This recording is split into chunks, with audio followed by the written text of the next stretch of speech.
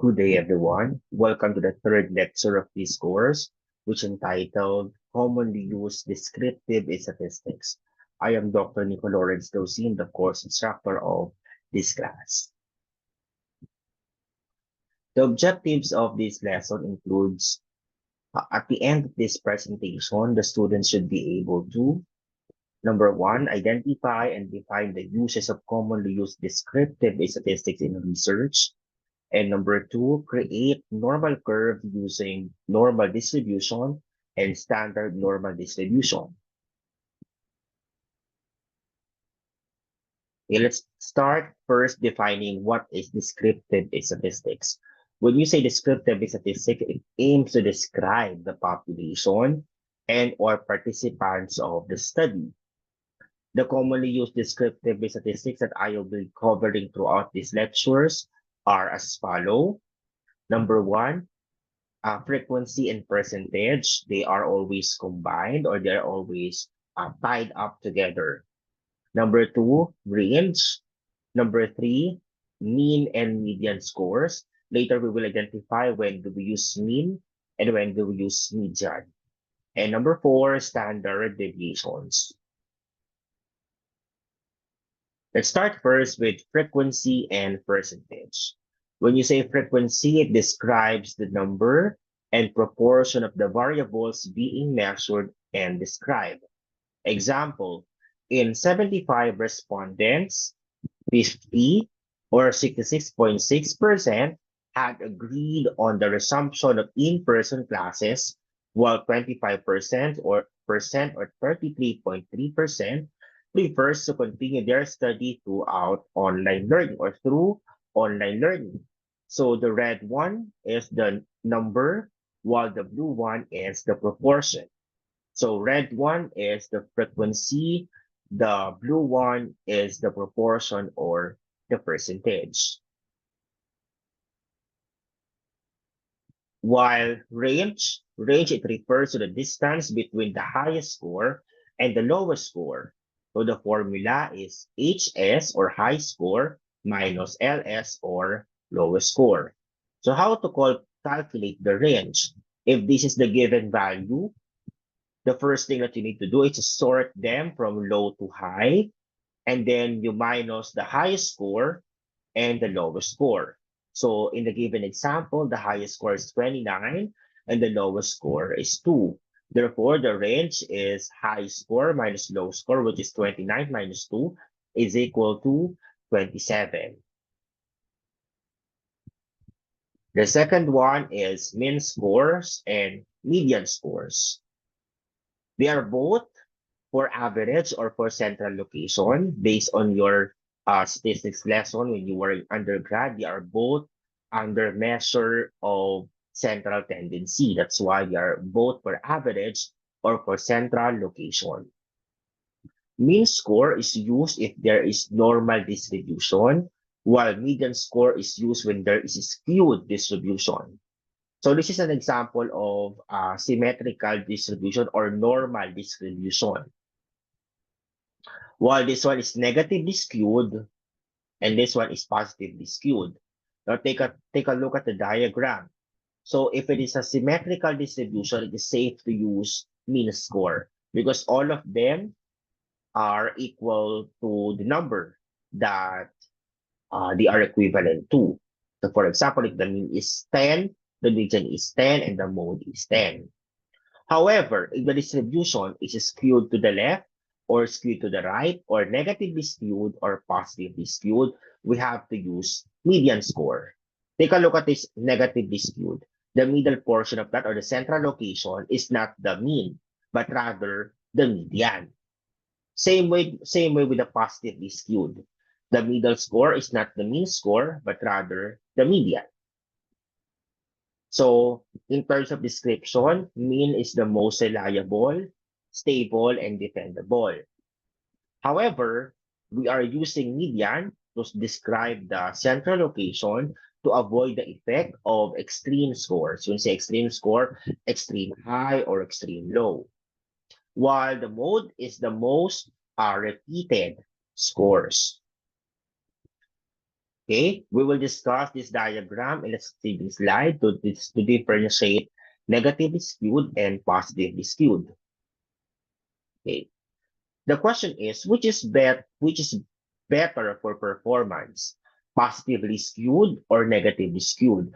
The term skewed, it describes where the graph is moving or where the graph is gearing to. For example, the positively skewed, it moves from the left to the right. That's why it's termed as positively skewed. The skewness is going or traveling or gearing to the right, while negatively skewed from the right side, going to the negative side. That's why it is termed as negatively skewed. So I'd like you to observe which of the two is better for performance. Is it the negatively skewed or the positively skewed? Okay, what's your answer? Okay, the correct answer for that. So if it is a negatively skewed, all scores are lying here. And while if it is positively skewed, all scores are lying here. So if we are using Cartesian plane, we all know that if this value goes here, it increases. So in the given graph, you can see here that if all scores are lying here, most students got highest score. While on the other side, if the scores are lying in this region or in this region, the student's performance is very low. So let me go back to my question, which is better for performance. The answer for that is negatively skewed because all the scores are lagging on this side, which is the highest score. While the symmetrical or normal distribution, all scores are well spread. Okay? So if the question in the given test, for example, it asks there, what kind of test if the test obtained scores of negatively skewed? When the students responded on the question, they got negatively skewed.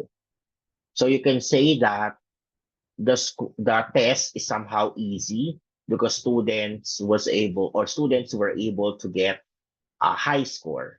On the other hand, uh if they ask you what is the level of difficulty, if the test is positively skewed or if the student score is in the positively skewed, so if their score are lying on the low side, therefore this examination can be described as difficult. Is that clear? Again, this is better because all students score here are somehow high. And if you're going to describe the kind of test that were administered, it could be two. It could be one, it could be easy, or second one, your students are really intelligent. On the other side, somehow low, and most of your scores or student scores are lagging on the left side. So that is the difference between negatively skewed and positively skewed. Again, which is better, negatively skewed. These are the formula that we will be using in descriptive statistics. We will just use mean and standard deviation on these slides because when you took your basic statistics in the undergrad level, you've been computing that. But in this session, we will just utilize mean and standard deviation. Oh, is that clear? Okay, so let's proceed to the next slide. And standard deviation. When you study your measurement or assessment of learning, you discuss what is standard deviation.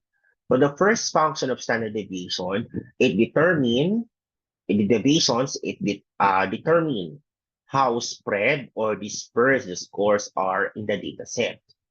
So in the given figure here, you can see here, the color blue has 80 standard deviation, for red 120, and SD of color yellow is 190. If you're going to examine, so this is 80. No. The blue one is 80, so somehow compressed. The red one is this, 120. The yellow one somehow flat and quietly somehow dispersed or spread. So based on that, the higher the standard deviation, the more scattered the data are. Again, the higher the standard deviation, the more spread the data are. The lower the standard deviation, the more compressed the data are. Okay? The lower the standard deviation, the more compressed it is. So that is the first function of standard deviation. It determines how spread or how compressed the data sets. Okay? So the second function of standard deviation is when you convert them into standard normal distribution. In standard normal distribution, it determines how far the scores are from the mean. So the value of mean is 0, while the standard deviation is 1 per interval. So what do I mean with that? This is the mean score in the normal distribution, 0. For standard deviation, a positive, +2, +3, -1, -2, -3. Well, to understand that, I'll be giving you a sample. So the in the normal distribution, the mean score is 25. Or 25, while standard deviation is 5. So meaning to say, the mean score here is equal to 0. So if the mean score is 0, the counterpart of that is 25 in normal distribution. However, this -3 to +3 are standard normal distribution. So this is 25. And then if it is going to the right, you will be adding 5 because one standard deviation is equivalent of that per interval. So if it is 1, so you're going to add 5 to the right, it becomes 30. Again, 25 plus 5, 30. Another step, so another interval. So plus 5, it's going to be 35. What about this one? Another interval, so another plus 5. That's 40. On the other direction, so instead of adding 5 this time per interval, you'll be deducting because you're going to the left. So 25 minus -1 standard deviation, which is 5. So 25 minus 5, it is 20. Another minus 5, it is 15. Another minus 5, that is 10. Okay, that is the function of standard normal distribution. Okay, another illustration. So in the given diagram, you can see here the standard normal distribution. So on the first standard deviation, this symbol is also a symbol of standard deviation in population, while this one's a symbol of mean in population. So the first portion, according to the statistics rule, it occupies by 68%. So meaning to say, if you have a normally distributed curve, the value of the first standard deviation is 68.2%. So among the sample, the 68.2% is the middle of the standard deviation, the first deviation. Okay, that's why it's called standard deviation. That is the first deviation, second deviation, third deviation from the mean. Okay, from the mean. Now, if you compare from -2 to +2, it will occupy 95.4. And if you compare -3 to +3, it will occupy 99.7%. Okay? It is very important for us to know the value of standard deviation because if you are conducting scientific experiments, we are only using samples of specimen or species if they are belong or if they belong in the first standard deviation. So once you go out or goes out beyond the first standard deviation, you are not qualified to become a sample. Okay? Another example, let's have example in student mean score. The student grade mean score is 83, while the standard deviation is 4. So what is it in standard normal distribution? So this one becomes here 83 because the mean score, the value of 0, is the equivalent value of normal distribution. Second, 87 plus 4. Oh, let's try the other way. Let's go to the left side. So it is 79. So 83 minus 4. Okay, another plus here, 91. Oh, what about this one?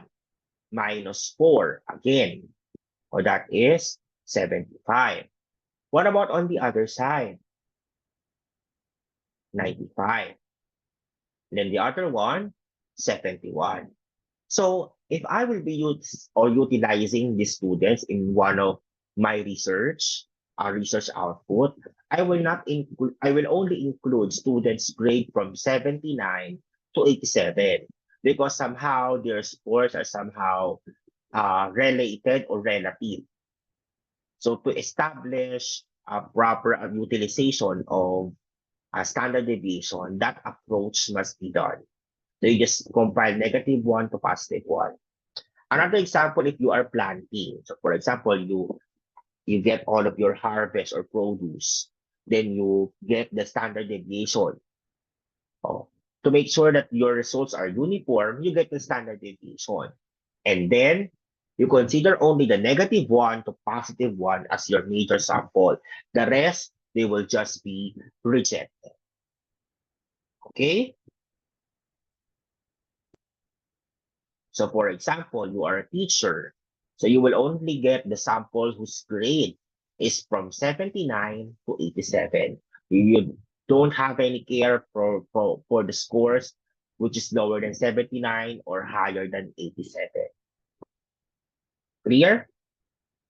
Okay. Another one from business aspect.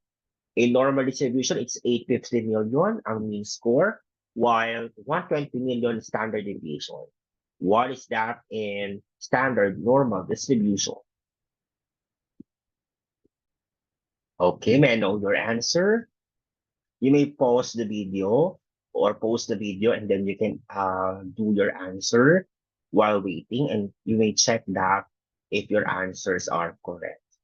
So at the middle, you'll place here the 850 million and then first standard deviation to the right, that is 970 o saan galing 850 plus 120, that is 970. Okay, what about go to the left side? So 850 minus 120, that is 730. Okay, again, going to the right. So it is 1.09 billion. To the left, minus 120 again, it is 610 million. To the right again, that is 1.21 billion. And for the left side, it is 490 million. Okay? So for example, you are looking for investors who can offer some investment. So you can consider if you have limit, if you only have, or if you only want a small group of people who will just work with you in business, so you can just get the -1 to +1 of their capital. So you can see there is homogeneity or somehow homogeneous on your properties because you are just or you belong just in one standard deviation. Okay. Proceed.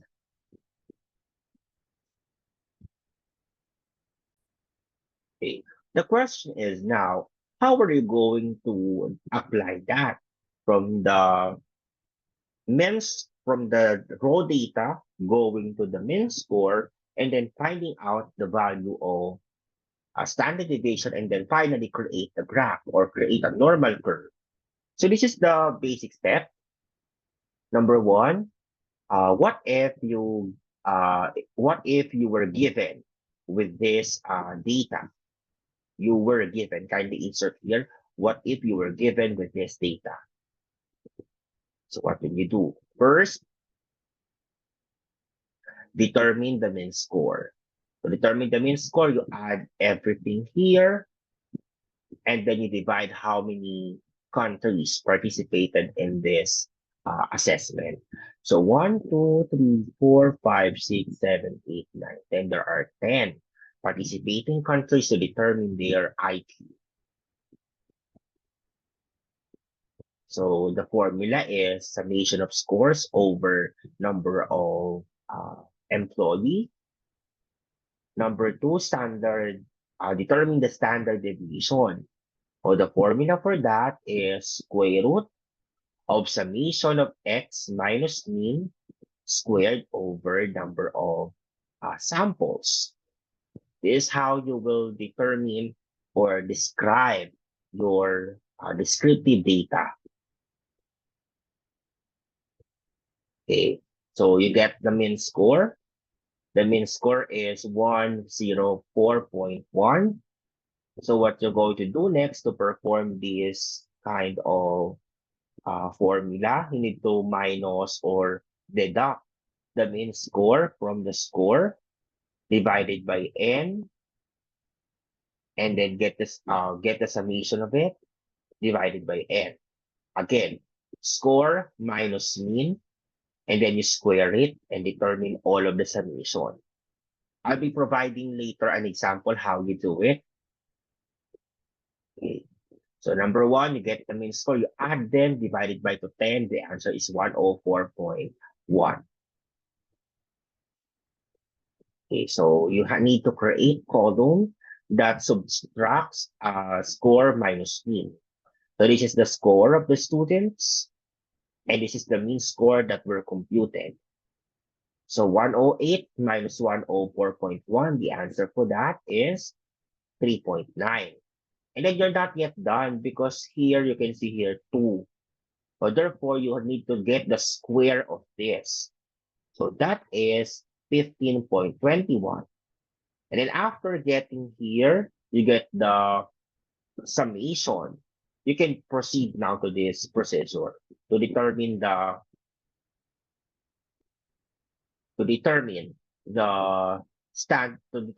summation of that.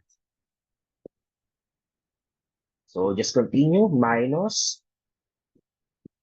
and square.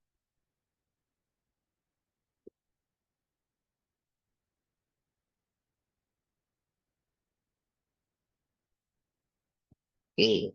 After that, you get a summation of that, and then you divide it into n or number of cases. So that would be 68.9. So you divide it by 10. The answer for that is 6.8. 68.9 divided by 10. The answer for that is 6.89, and get the square root. The answer for that is 2.62. Then now we will create a graph. The mean score is 104.1, and the standard deviation is 2.62. It goes like this. 104.10 plus 2.62 here. It is 106.72. This one minus here going to the left. That is 101.48. The right, 109.34. On the other side,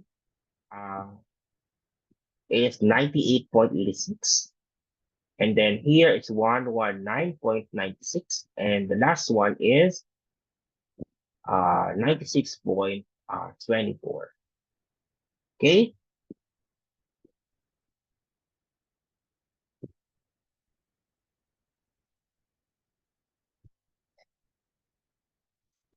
Okay, is that clear to everybody? So let's now proceed to the activity. So an activity, do your output in MS Excel or any spreadsheet application tool. If you are using WPS, it's okay with me as long as they are saved in Microsoft Excel or Excel spreadsheet application tool. Using the data given below, determine the mean score, standard deviation per set of data, and then create a normal curve for each data set. So this is the first problem, earning by career, 3.1. So get the mean score, get the standard deviation per data set, and uh, normal curve, and create a normal curve. Second one, the countries where teachers get paid the most. The third one, the US dollar and peso exchange from July 2022 to March 2023. Just consider the top scores. So you'll know how to get the mean, how to get the SD and the standard deviation and the normal curve. And 3.4, the number of voters during the campaign or election. To get the mean score, divide the mean score over their item. So that's it. Okay. So please submit your output via Google Classroom. You have until Thursday to finish this activity. With that, that's all for this day. And this is Dr. Nico Lawrence Dosin, and this is my email, or these are my emails if you have a concern. With that, that's all for this day. Goodbye, everyone.